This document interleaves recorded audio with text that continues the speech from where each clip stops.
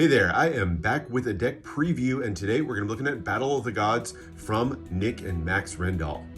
Nick is the artist behind the deck, and he specializes in black ink pen work. And his brother Max is a full-time magician, so the two decided they wanted to do a project together and settled on a deck of cards as the perfect way to highlight Max's passion combined with Nick's artistic skills. And so Battle of the Gods that you see here is the result.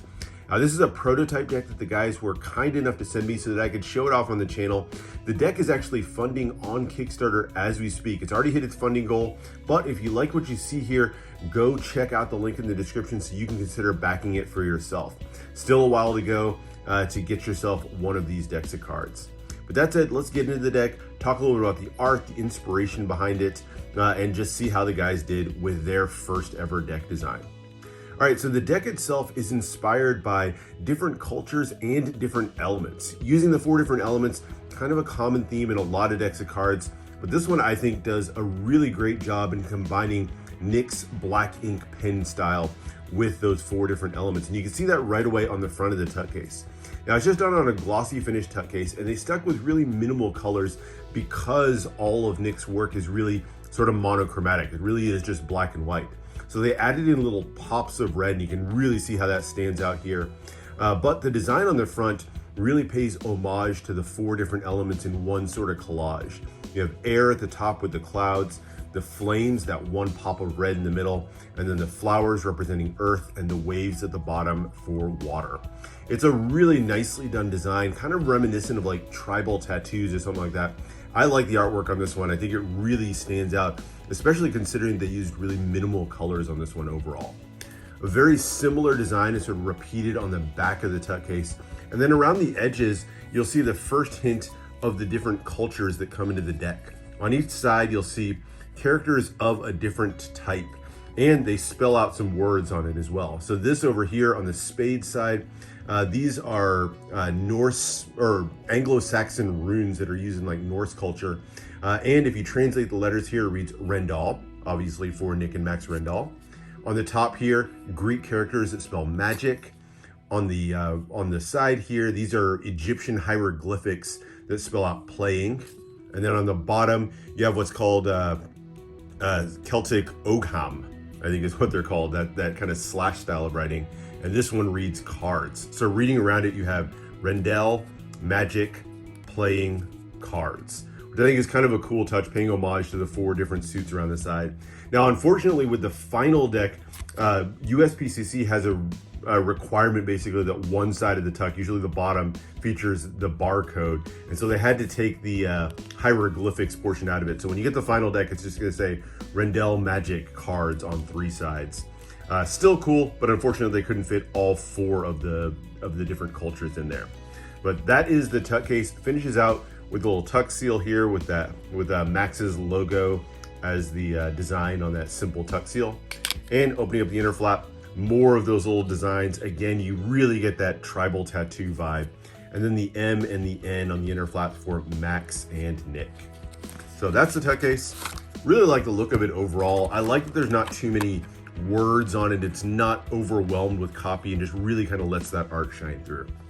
All right, but now into the cards themselves. And we'll start, as we usually do, with the back design. And here it is. Interesting back design, a lot of intricate detail. And this is really one of the best highlights, I think, of Nick's artistic style. It's kind of a dragon scale pattern in this beautiful swirling design. One that would really look good if you were a cardist, especially if you do card spins or something like that. I think this would really show up well.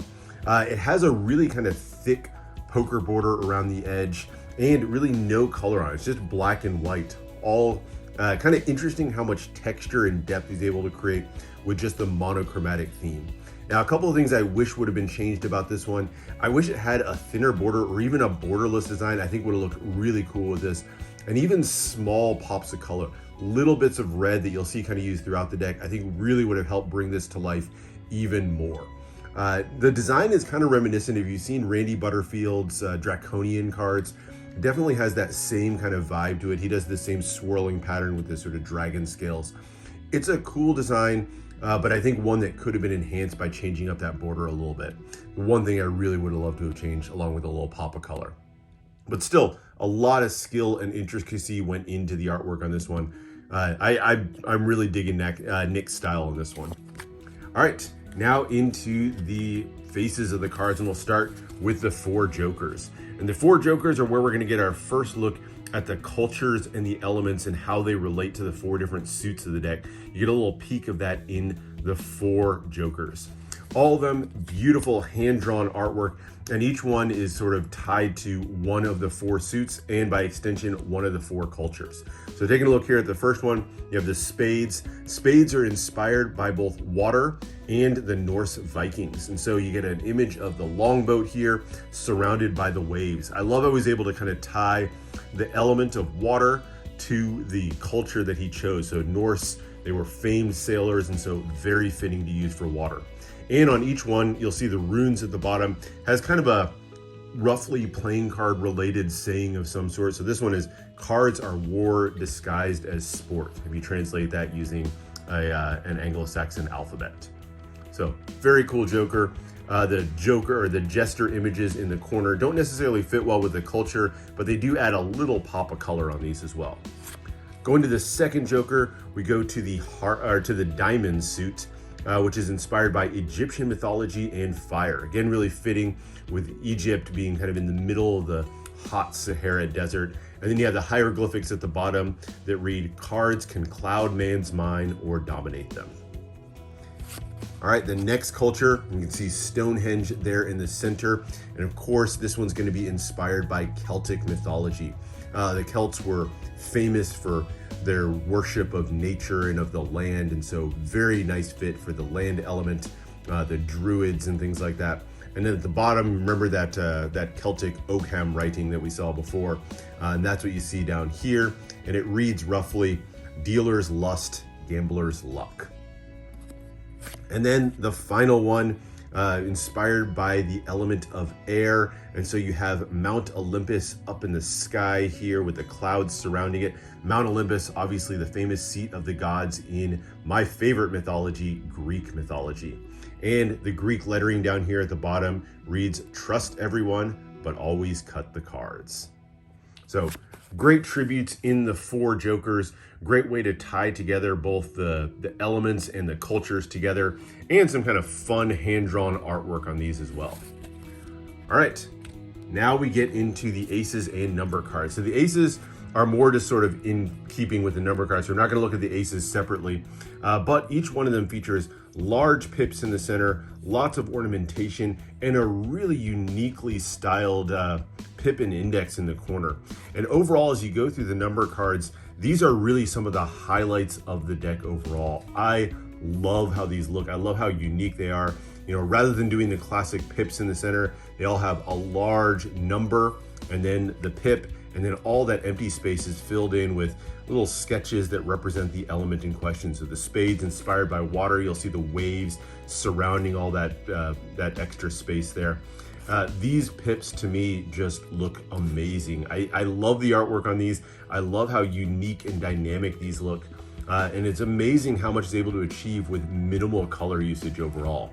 Just a really fun look to these overall. These are going to be the standout feature of the entire deck to me, which it's very rare that you say the number cards are the standout feature.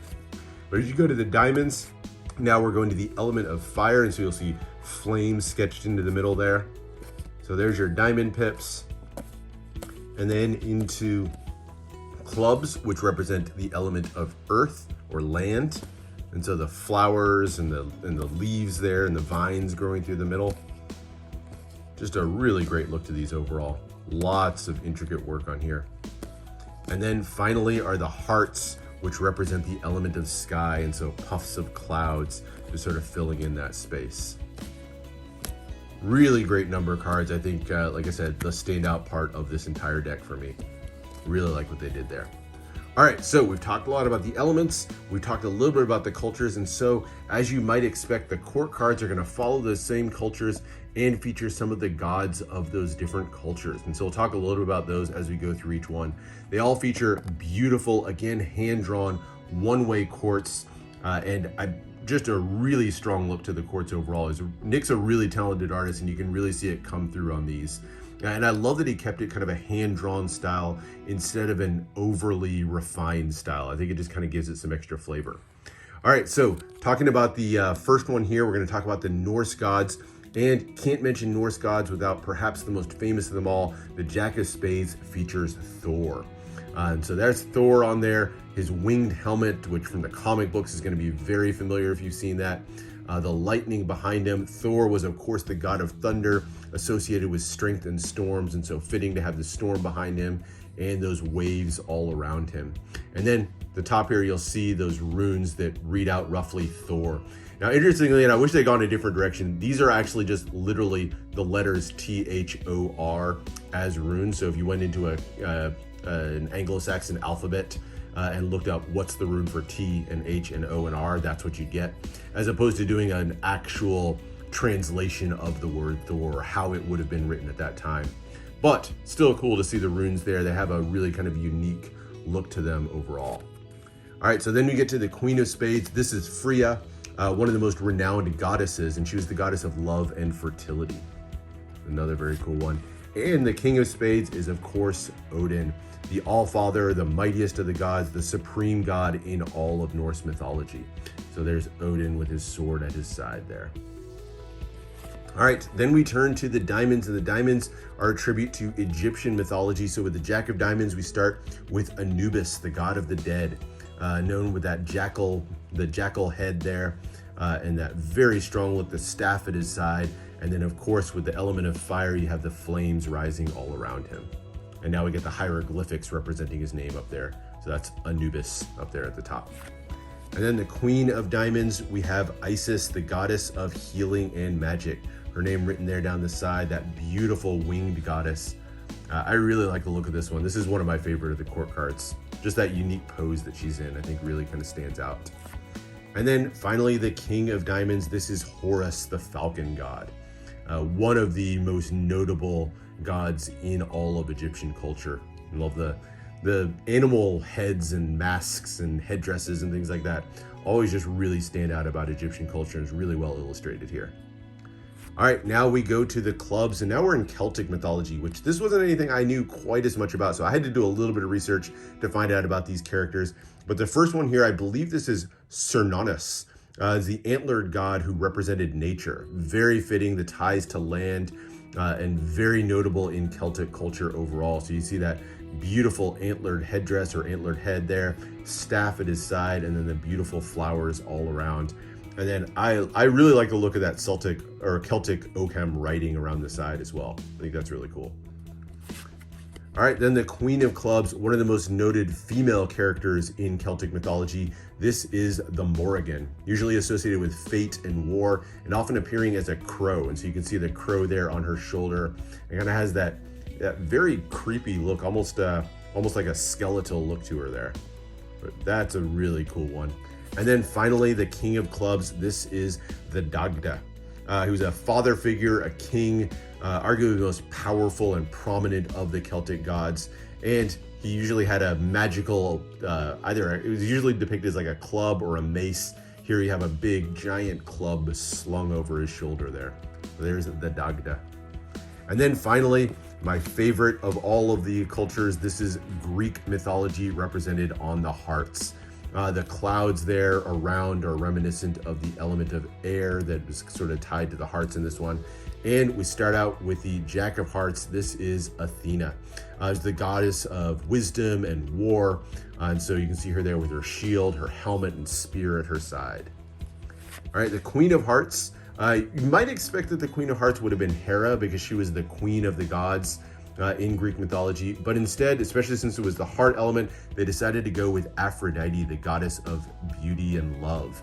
And Aphrodite, her origin story, she was said to have emerged fully formed from the sea in a clamshell, and so that's what you see here is her actually descending or emerging from that clamshell on the Queen of Hearts. So there's Aphrodite. And then finally, we have the King of the Gods. Could be no one else. This is Zeus, the god of thunder, looking incredibly powerful, standing in the clouds there. And of course, Zeus is going to make his way on the King of Hearts. So great artwork on the courts overall. Just really nice artwork throughout the entire deck. And that's it. That is the look. Now, I'm not going to talk too much about handling because I don't know how these are going to change as we get to the final deck. I will say even the prototypes were printed by USPCC, so they do handle really nicely, and I expect the same is going to be true of the final deck as well. USPCC always does a great job with handling overall. But anyway, that is it. That is the look at Battle of the Gods from Nick and Max Rendall. Overall, I think a great deck. A few things I would have tweaked, particularly around the back design, maybe using a borderless back design, little pops of color. But overall, I think this is a great tribute deck, and especially when you find out more about Nick and his monochromatic style in his art, Max and his passion for cards, and just the amount of story that they're able to put in there, the amount of symbolism between the elements and the cultures. I think they did a great job with this deck. A lot of thoughtful elements to it overall, and I think a great fully custom design, one that you could use for cardistry. I think certainly some of those elements would work great in cardistry, and even a fun deck for gameplay or something like that, or just a fun art deck to appreciate. Anyway, that is it. That is the look at Battle of the Gods. Hope you enjoyed. Go check out the link in the description if you want to find out more about the campaign. Consider backing it for yourself. And while you're at it, make sure to subscribe for more deck reviews and unboxings. Let me know what else you want to see. And I'll see you for the next one.